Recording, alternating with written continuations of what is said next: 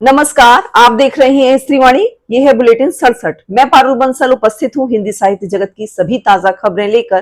तो आइए शुरुआत करते हैं मुख्य खबरों से। कबीर की कविताओं का बंगला में अनुवाद अमर्त्य सेन ने किया था। कबीर पर 472 मंचन शंकर सेन ने किए। गौहर जान की 153वीं जयंती अलक्षित। नागार्जुन जयंती पर कवि पर्व कोलकाता में। आर वैर मुत्तु को ज्ञानपीठ पुरस्कार 13 जुलाई को दिया जाएगा। जनवादी लेखक संघ के पूर्व अध्यक्ष मुरली मनोहर प्रसाद सिंह का मनाया गया 90वां जन्मदिन।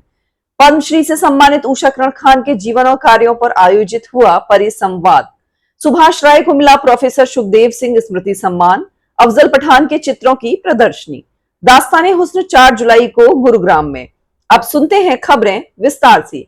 कबीर की कविताओं का बांग्ला में अनुवाद विश्व प्रसिद्ध अर्थशास्त्री अमर्त्य सेन ने के नाना क्षिति मोहन सेन ने किया था। इसके आधार पर टैगोर ने कबीर की 100 कविताओं का 1910 में अंग्रेजी में अनुवाद किया था। संगीत नाटक अकादमी के पूर्व अध्यक्ष शंकर सेन ने गत दिनों एक अखबार को यह जानकारी दी। उन्होंने बताया कि मेरे पिता के चाचा क्षिति मोहन सेन ने यह अनुवाद किया था। मैंने 70 के दशक में तुलसीदास पर एक नाटक किया था और तब से कबीर को मंचित करने के बारे में सोच रहा था, लेकिन कबीर की प्रामाणिक जीवनी नहीं मिलती, इसलिए 78 किताबों का अध्ययन कर नाटक बनाया, जिसके 472 शो हो चुके हैं। भारत में पहली ग्रामोफोन रिकॉर्डिंग 11 नवंबर 1902 में शुरू हुई थी और गौहर जान ने वह गाना गाया था। देश की इस पहली ग्रामोफोन गर्ल्स की 153वीं जयंती अलक्षित चली गई। उनकी 150वीं जयंती भी अलक्षित रही थी, जबकि बेगम अख्तर की 100वीं जयंती 2014 में सरकार ने मनाई और एक स्मारक सिक्का भी जारी किया, पर गौहर पर आज तक डाक टिकट भी नहीं निकला, जबकि वह बेगम अख्तर की गुरु थी। कोलकाता के भारतीय भाषा परिषद में नागार्जुन जयंती के अवसर पर कवि पर्व का आयोजन किया गया। भारतीय भाषा परिषद और सांस्कृतिक पुनर्निर्माण मिशन द्वारा नागार्जुन जयंती के अवसर पर आयोजित साहित्य संवाद में अध्यक्षीय वक्तव्य देते हुए परिषद के निदेशक डॉक्टर शंभुनाथ ने कहा कि कवि अंधेरे में जुगनू की तरह है। नागार्जुन के काव्य में ज्येष्ठ का ताप और पूर्णिमा का सौंदर्य है। नागार्जुन एक ऐसे कवि थे जो बिल्कुल असाधारण थे, लेकिन साधारण की तरह देखते थे। वे कवियों लेखकों को एक महासागर संसार की तरह देखते थे।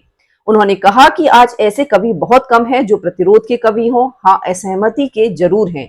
इस अवसर पर कवि पराग पावन, ज्योति शोभा, नागेंद्र पंडित ने अपनी कविताओं का पाठ किया।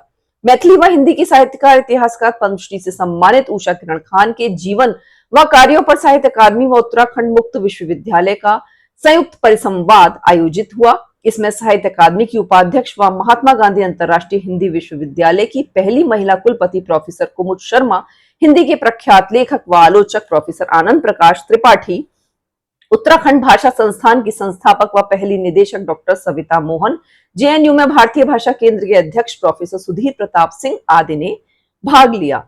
प्रसिद्ध आलोचक और जनवादी लेखक संघ के पूर्व अध्यक्ष मुरली मनोहर प्रसाद सिंह का गत दिनों 90वां जन्मदिन मनाया गया। प्रसिद्ध लेखक नरेश सक्सेना, विष्णु नागर, मनमोहन, जबरीमल पारक, जगदीश्वर चतुर्वेदी आदि ने उन्हें जन्मदिन की बधाई दी। उनकी सहधर्मिणी और आलोचक रेखा अवस्थी का भी 78वां जन्मदिन गत दिनों मनाया गया। तमिल लेखक आर वैर मुत्तु को 13 जुलाई को दिल्ली में 60वां ज्ञानपीठ पुरस्कार दिया जाएगा। वरिष्ठ राजनेता डॉक्टर कर्ण सिंह उन्हें वर्ष 2025 के लिए यह पुरस्कार देंगी। कवि पत्रकार सुभाष राय को प्रोफेसर सुखदेव सिंह स्मृति सम्मान कबीर विवेक परिवार प्रदान किया जाएगा। हिंदी के लव प्रतिष्ठित कथाकार प्रोफेसर काशीनाथ सिंह, सुप्रसिद्ध कवि आलोचक अशोक वाजपेयी, सुपरिचित कवि आलोचक प्रोफेसर आशीष त्रिपाठी की निर्णायक समिति ने सर्वसम्मति से यह निर्णय लिया है। सुभाष राय को विश्वविख्यात भक्तिन कवित्रियों पर केंद्रित पुस्तकों दिगंबर विद्रोहिणी, अक्क महादेवी और आत्मसंभवा आंडाल को ध्यान में रखते हुए प्रदान किया जा रहा है। ये दोनों पुस्तकें रजा न्यास की अध्येता वृत्ति पर लिखी गई हैं। संत साहित्य के विशेषज्ञ प्रोफेसर सुखदेव सिंह की स्मृति में हर वर्ष दिया जाने वाला यह सम्मान इस वर्ष भी उनकी जन्मतिथि 24 जुलाई को वाराणसी में प्रदान किया जाएगा। गाजीपुर में जन्मे प्रोफेसर सुखदेव सिंह संत साहित्य के अत्यंत प्रतिष्ठित अध्येता और आचार्य थे।